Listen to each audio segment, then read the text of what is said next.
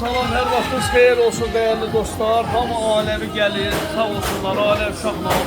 Biz də gələn qonaqlarımıza öz hörmətimizi edirik. Samavar çay mürəbbəli və meyvəsi hədiyyə. Görsünüz, səbət yeyənlər, yolunuzu gözləyirik. Tərəvəzləri bölündə, kartoşkası bölündə. Bura bax hələ, gəl bura. Hələ belə bax. Mən deyəndə ki, quyruq kebabı, Beyləqan quzusunun quyruğun 7 insan doymur. Vallahi, təzyiq, şəkər, heç bir ziyanı yoxdur. Buna bax. Bak, quyruğa bax, quyruq kebabına. Özdə bunu limondan bişirdən bax belə, buna bax. Baba. Bunun heç qorxusu yox. Yolunuzu gözləyən belə bax. 2 şişlə burada var.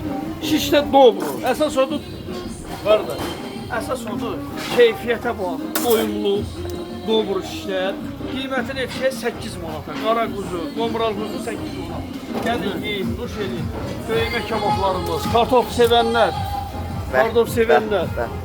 Buradan ki, bu cemaat hamı saat 11'den gece saat 1'e kimi işləyir. Nerede? Turşulu istəyir, turşulu. Canlı musiqimiz, klonumuz. Bankette eləmək istəyənlər ad günü, şad günü keçirmək istəyənlər yolumuzu gözləyirik istinamızı. Gəlin yiyin. Sizin evlərə çatdırmamız da var. Evlərə də çatdırmamızın içində kompot hədiyəmiz var. Yolumuzu gözləyirik, gələ bilməyənlər. Sağ olun.